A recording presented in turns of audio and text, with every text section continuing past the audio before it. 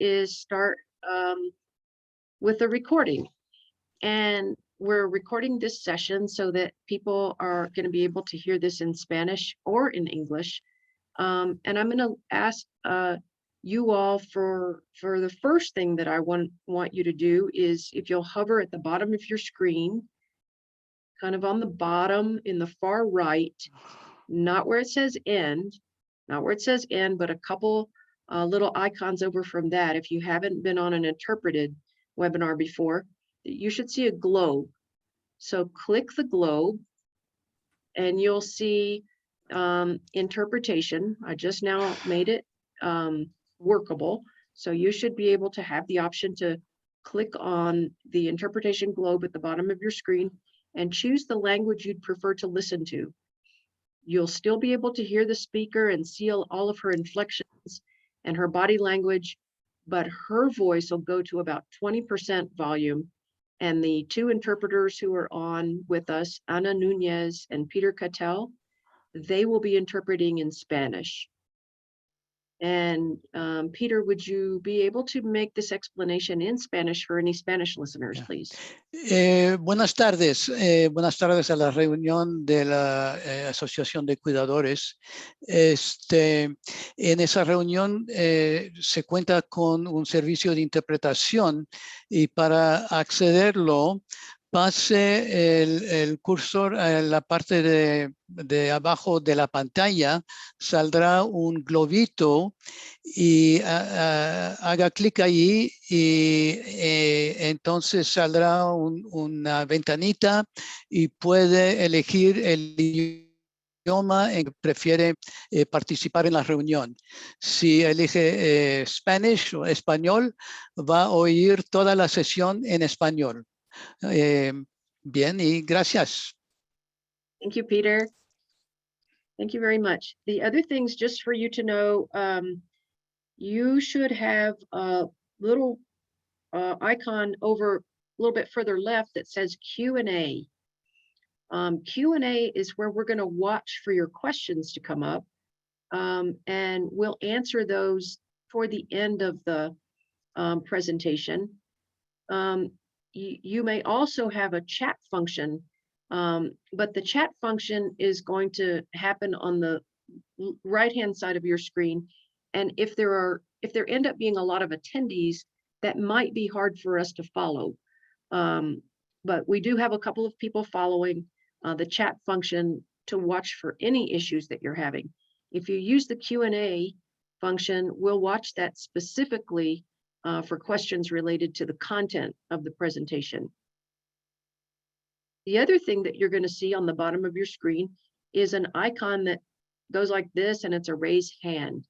And we'll probably use the raised hand toward the end of the presentation so that if there's opportunity for open discussion after Pam Stafford has answered questions as we go, that will be the time for you to raise hand, and then we're not talking over each other. We're going to be able to unmute you at the end if there's time.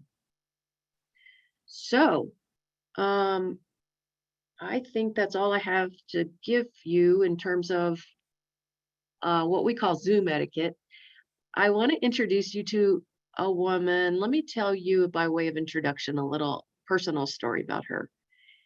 Pam Stafford, when I first met her, I went, oh my gosh, this woman is as good a teacher as person. She was able to break down really complicated topics and issues when all this was, it was still new to me. I mean, I've been in the field of workforce development for 25 years, and yet there's always questions and there are always complex issues that come up, especially in the world of developmental disabilities, policy changes that need explaining, that need interpretation. And one of the things that I wanted to share with you, she came most immediately from the ARC of New Mexico, and I hope she'll have time to talk to you about that conference that's going on as we speak and that you can be a part of. One of her co-workers there said, she must have been about 30 years old, and she said, when I grow up, I want to be just like Pam Stafford. And I thought, you know, you couldn't say a better thing about a person That's about the highest compliment I think I've ever heard. Pam, could you take it away for us? You're on the spot, and I'm going to put you on the spotlight. Well, thank you for such a nice introduction. Hopefully everyone can hear me. And it's a pleasure to be here with you all for 3 Wednesdays this month. And if you're interested in the conference that Adrian just mentioned, then you can be with me for 4 Wednesdays this month. The reason why we're not doing the Wednesday, the 23rd, is because I'm presenting at the Arts Conference, which started this morning and is going every Wednesday. So please come back to us at 2 o'clock on Wednesdays, except for the 23rd. But if you go to the nmarc.org, you can register for their conference, and please join me.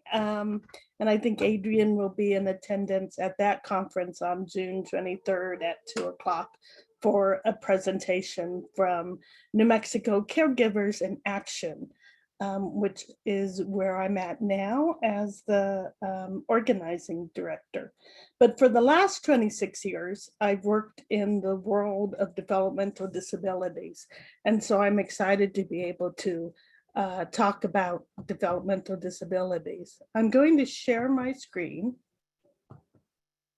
and hopefully everyone can see it. And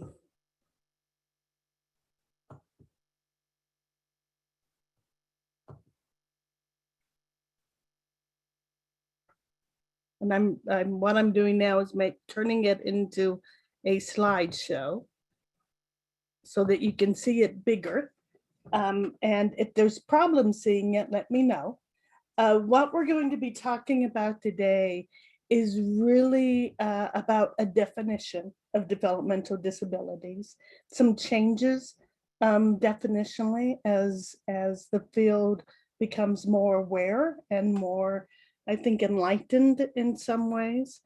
Also about the DD waivers in New Mexico, what the options are, how to apply, what services are available while you're on the wait list.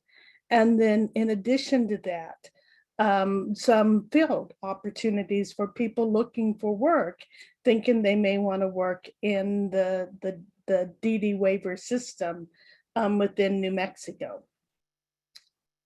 And so we're going to start with a definition of what is developmental disabilities. And I always like to let people know where I find my information. So if you go to nmhealth.org, you search for DDSD, you go to the intake and eligibility, everything in this section really is just taken from that area. And this is the phone number, 505-841-5552 for the intake and eligibility. No one is answering that phone number right now, just to let you know, because everyone's working remotely. But what that phone outgoing message will have are the phone numbers where you can reach people remotely. But I want to give you the actual phone number so that when we all go back to working in offices, you'll have it. So definition of developmental disability, all 3 of these things must exist. You must have an intellectual disability, which is a sub-average general intellectual functioning. You must have deficits in adapted behavior, and it must have been manifested during the developmental period. And we're going to go into all 3 of those a little more in detail. An intellectual disability means that you have approximately a 70 IQ or less. And we'll talk more about that as well. There's a reason why the new definition says approximately. And then all of those things you see there, an IEP, a READ, an evaluation report, psychological evaluations, are all things that you provide or can provide in order to document both the 70 IQ or less, and then also the adaptive behaviors, deficits in adaptive behavior.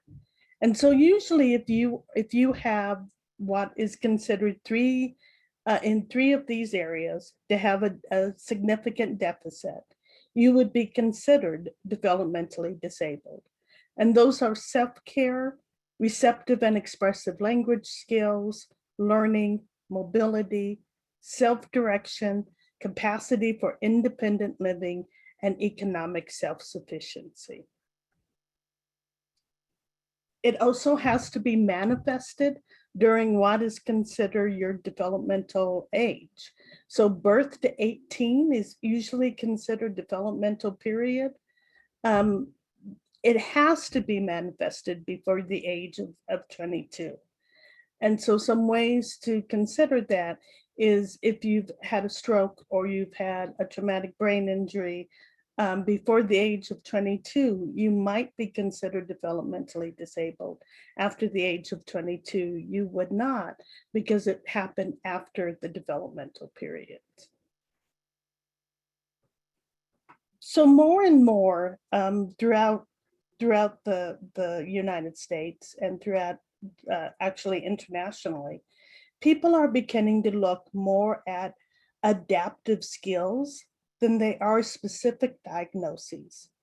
And the reason for this is because as we look at the related diagnoses, we're going to see that many of those diagnoses include people that probably we all know who have a normal or higher than normal IQ and who live productive, meaningful life without long-term support.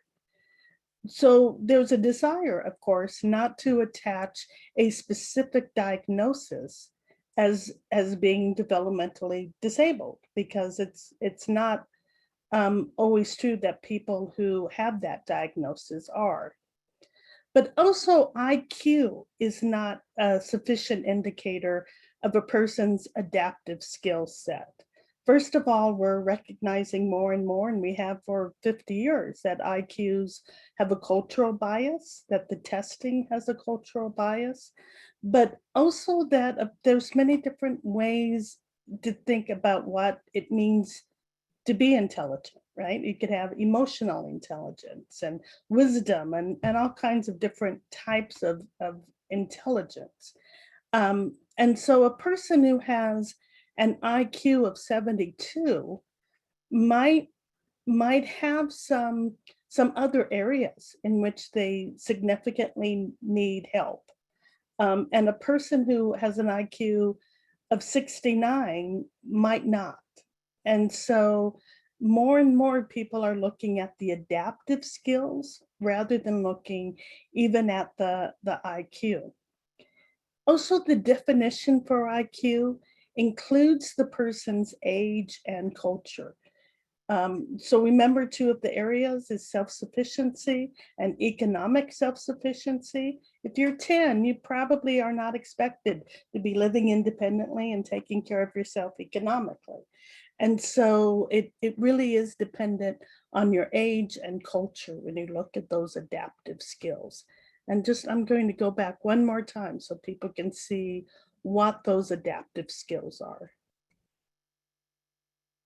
So some other factors that are listed in the definition, some conditions being related, include cerebral palsy, autistic disorder, Down syndrome, epilepsy. And so you can see why you can't say if you have one of those, you're developmentally disabled, but that having one may mean that you're developmentally disabled. It could lead to those deficiency and adaptive behaviors.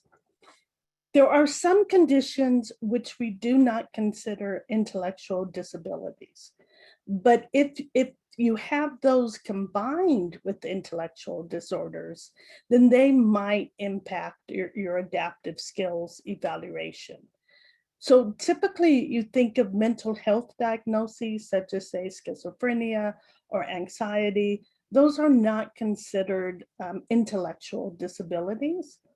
But if you have those diagnosis of anxiety or a diagnosis of schizophrenia or depression in addition to an intellectual disability, then that might impact your adaptive skills evaluation.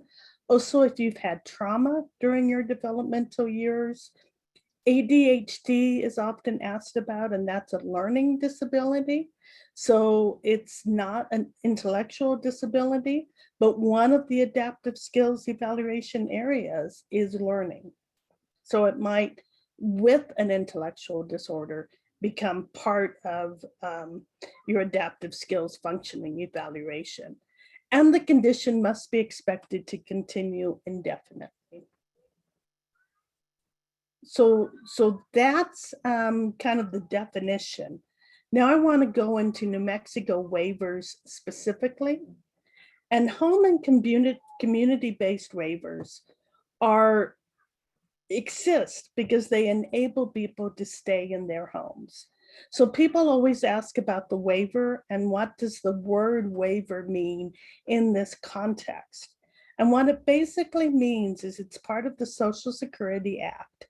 And it says that people are waiving their opportunity to have a place in a nursing home or a place in an institutional care facility in order to receive services in their home or in the community. New Mexico is one of only 13 states which have eliminated large institutional facilities for people with developmental disabilities. And so these are the 4 waivers that are currently in existence in New Mexico. So the medically fragile waiver is intended for individuals who have both the medically fragile condition and also a developmental disabilities. Case management is provided by registered nurses. You can have private duty nurses, home health aides, physical therapy, speech therapy, specialized medical equipment. The DD waiver, known in New Mexico as the traditional DD waiver, is designed to provide services and supports that allows people with intellectual disabilities to be active parts of their communities. The community is a key piece of that and is becoming more and more a key piece. So you receive case management, residential services, day services, therapies, and some other services are available as well. New Mexico was actually one of the leaders in self-directed services, which we call Mythia, meaning my path, my way, on my road. And this is taken again directly from the waiver standards. So it's using the language of you. It's designed to assist you in managing your own services. It's about choosing self-direction over your home and community-based services. You can hire your own staff. You can decide within guidelines how much you want to pay your staff. You can decide on the services you want and how your budgeted allocation should be spent. And then the new waiver is the supports waiver. And it's really important to know, because advocates fought really hard for this, that if you accept the supports waiver, you maintain your current place on the wait list for the other 2 waivers, the Mythia or the DD traditional waiver. You do not lose that. This is a support while you're waiting for other services. And you can spend up to $10,000 annually on services. And these are the services that it can provide: assistive technology, customized community supports, some therapies, some personal care, some respite, some vehicle modifications. What is missing from there, outside of the respite services and the home environmental modifications, are residential services. The idea behind this waiver is that other services should be in place, even natural support services. And this is to help while people are waiting.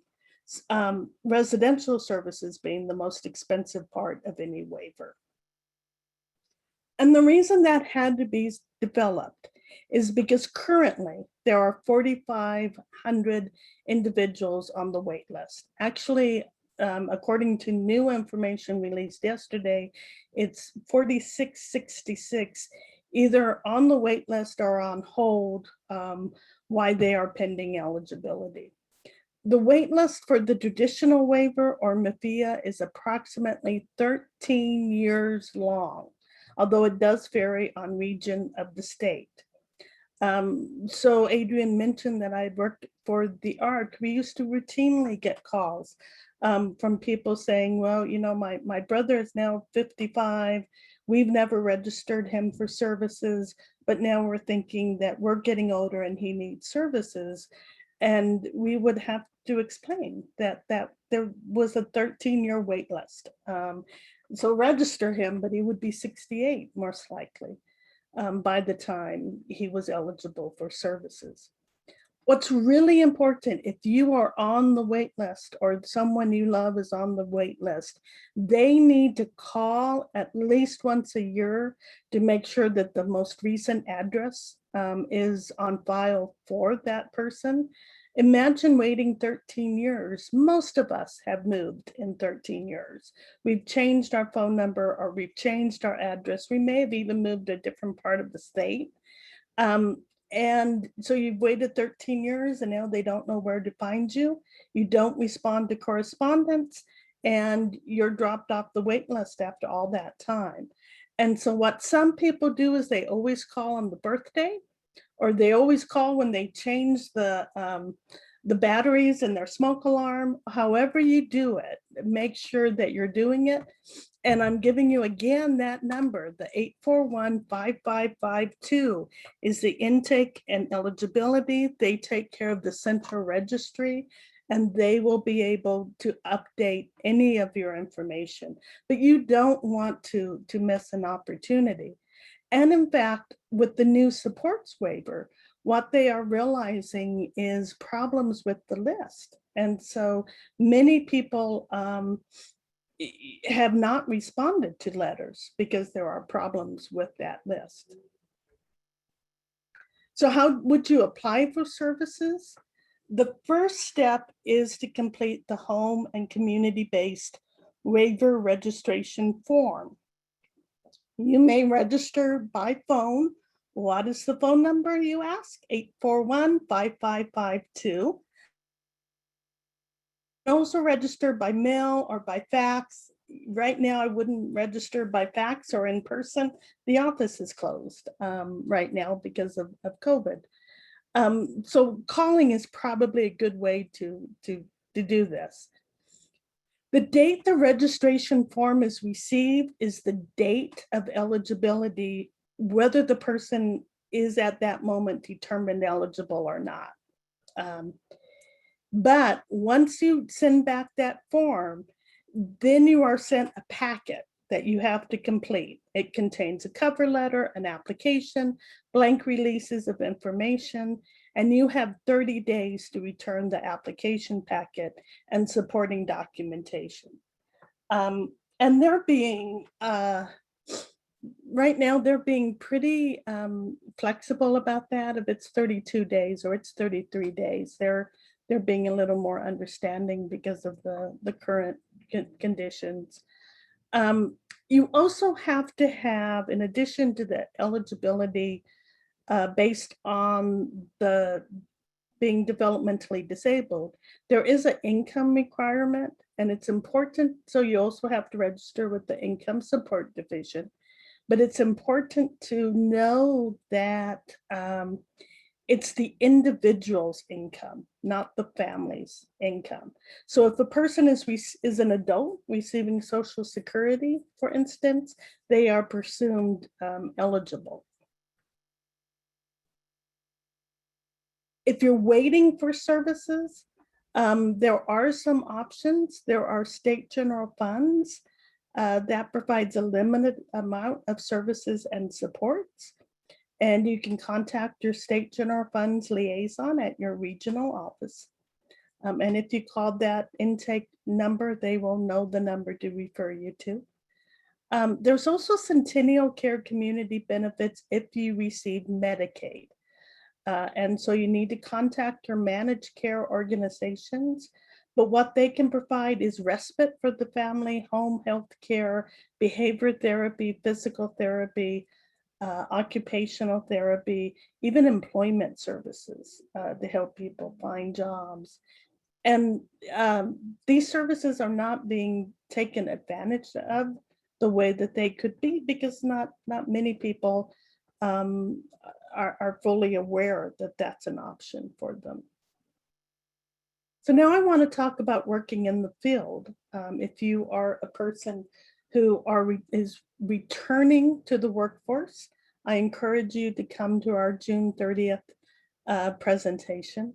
But if you are a person who have maybe worked in senior care or home health care for agencies, I wanted to let you know about what it would mean if you wanted to work in the DD field. And there's a lot of positions which I hear are open across the field right now. So traditional waiver residential supports, people do live alone or they live with roommates, and they live independently. And so you could help people with support in their home. That may be helping a person to go to the grocery store, to budget their money, to attend doctor's appointments. Family living, if you're a family who is taking care of a family member with developmental disabilities, you can get paid to provide that care as long as the person requires 24/7 support. Also, family living includes being a host family for someone who may not be related to you. So if you want to take care of someone in your family home and have them be a part of your family, you can do that as well. It's important to know also that that family is very general. A person can be a family living provider. Supported living is when we think about group homes of 3 to 4 people living in a group home who need more intensive supports than independent living, that would be group home staff. There are also traditional waiver services. There's job coaches and job developers. I started in the field as a job developer. That is helping a person to find a job and to maintain employment. Sometimes that's really intense. You're with the person the whole time. Other times you have a caseload of say 10 to 15 people that you're going to meet on their various jobs, and they may just need help asking for accommodations, or if they're having problems with coworkers or a new supervisor, that type of thing. Community access, you support persons to do activities in the community, volunteering, attending classes, going to clubs. Adult habilitation services is a combination of facility-based, that's what we call congregate care learning, and community activities. Congregate care centers, or day hats is what they're usually called, are opening again July 1st. DDSD just sent out a memo, and as long as the day service has a plan for safety for COVID, they are going to allow those places to open again. And so that means there'll be jobs available because they've been closed for over a year. And then respite services provide family caregivers kind of a break and a rest from caring for your family member. Under Mythia, you have the same things: community direct support, employment support, home health aides, respite care. But instead of an agency, people often use their own personal network. But there is always shortages. I hear this all the time from people. So if I was looking for a job in Mythia, what I would do is contact what are called consulting agencies, not case managers, but consulting agencies who would know people who are maybe looking for workers. Generally, under the waiver, you need to be 18 years or older, have a GED or high school diploma, and an ability to pass a criminal background check. There may be other requirements for different agencies, for different individuals, or for different services, but generally those are the requirements.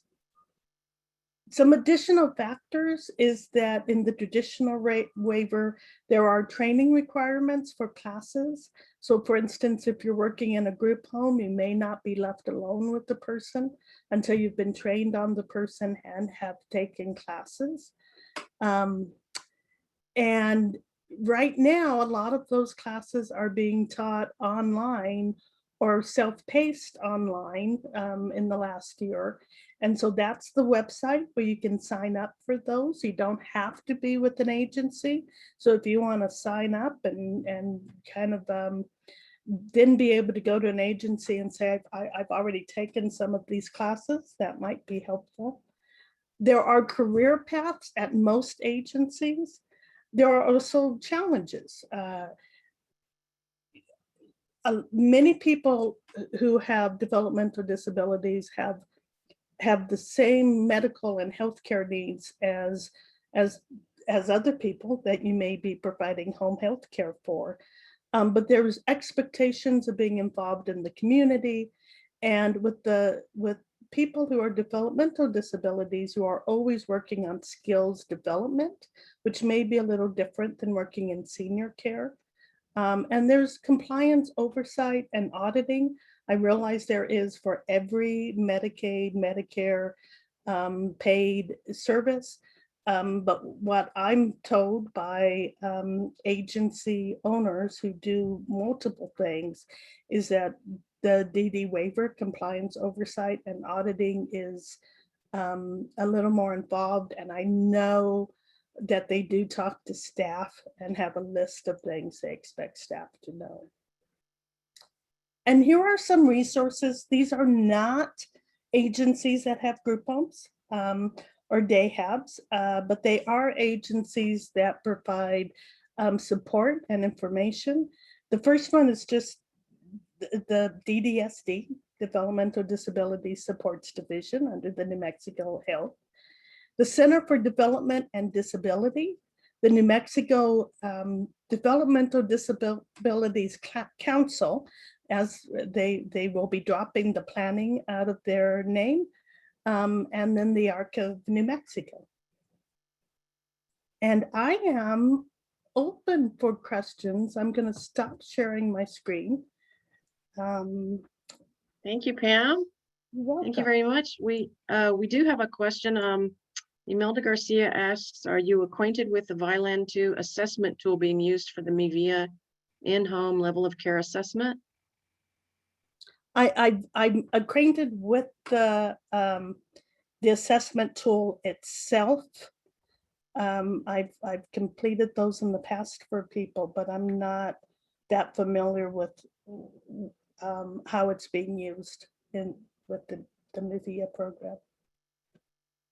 There's another question, and I'm wondering, Kayla, if by this you mean, what if a family member refuses hospice? I'm thinking you mean that with regard to an elderly person. And that is that family member's prerogative to refuse hospice. And maybe you could say more about that in the Q&A if I'm not quite understanding the question.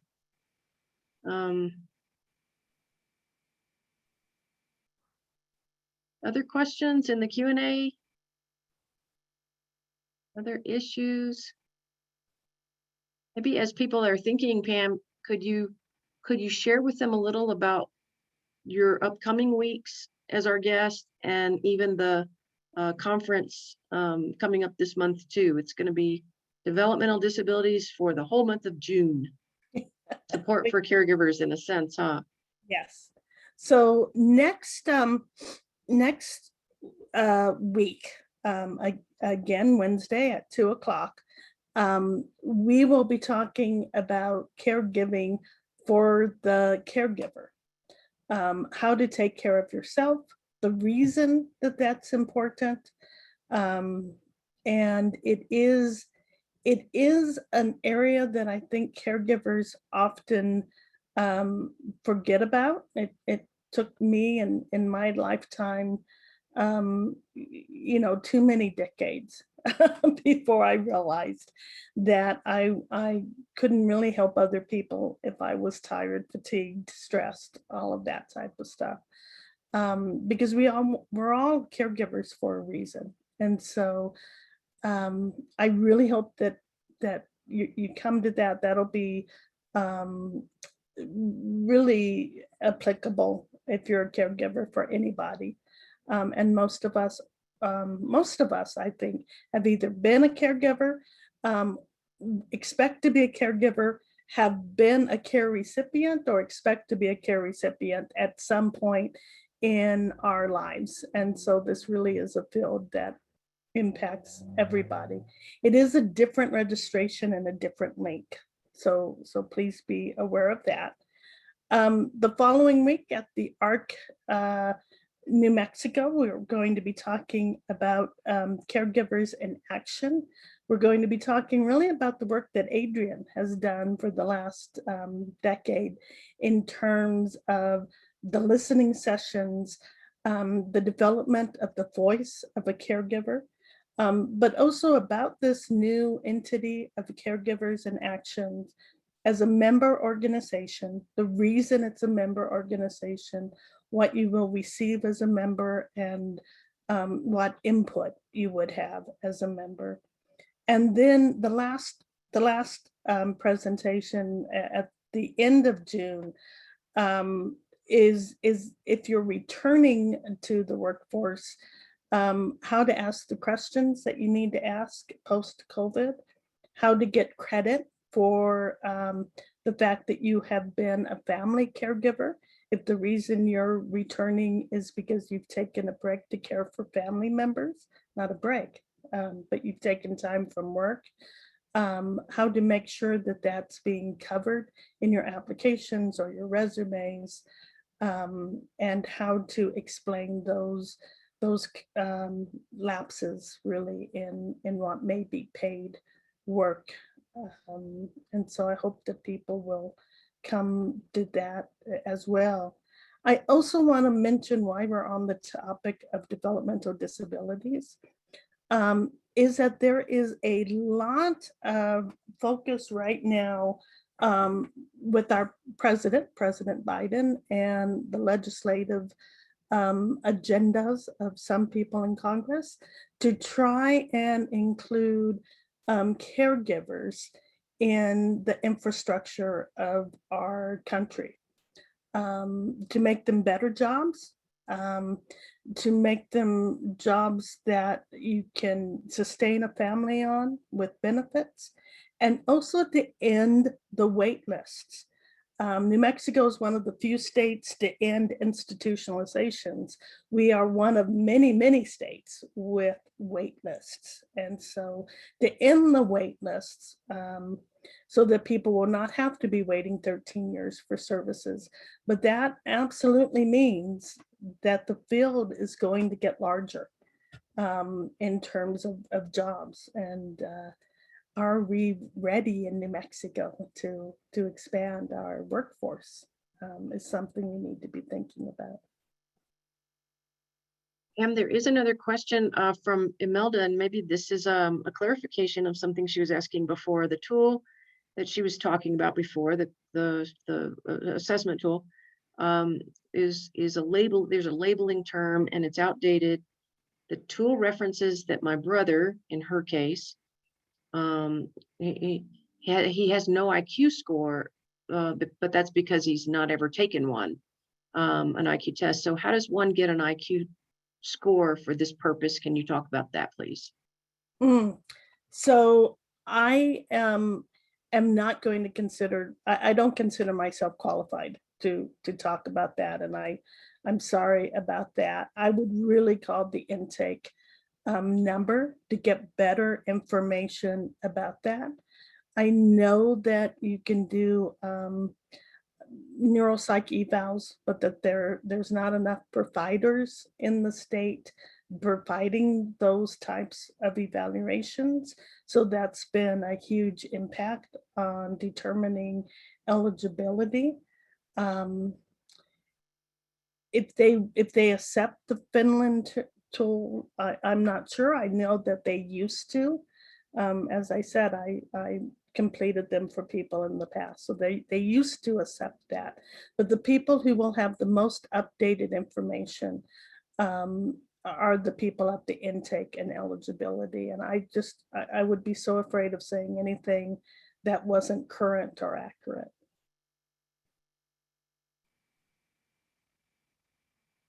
Good.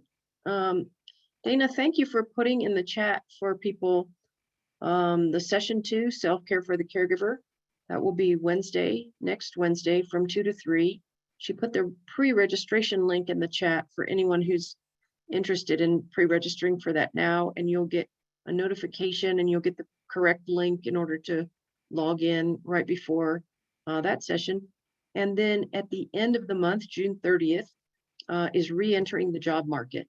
And Pam is doing that, specifically for family caregivers who want to go back to work or feel they have to go back to work or need to go back to work. And we all, our organization and hers, I think, stresses continuously how important it is for you to own your skills that you've developed, the ones that you've got, the ones that you've learned, all on the job. You don't take credit for them. I already know that. And these are a great set of skills that you've got that you can put to great use in the job market. So again, that's also in the chat box. That's June 30th, again at 2 o'clock. And the pre-registration page is there that Dana put in the chat box as well. Pam, if there are, if people want to be connected to you or get involved as you kind of build the organization, and how do they best go about that? So they can, I'll put my email in the chat box so people have that.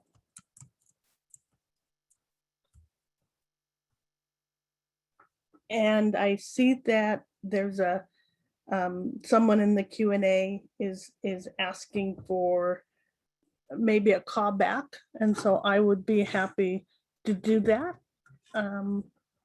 That one just FYI is the Kayla from earlier and the hospice question. So I'm going to ask Nikki Sebastian, who was a former care coordinator, to do that.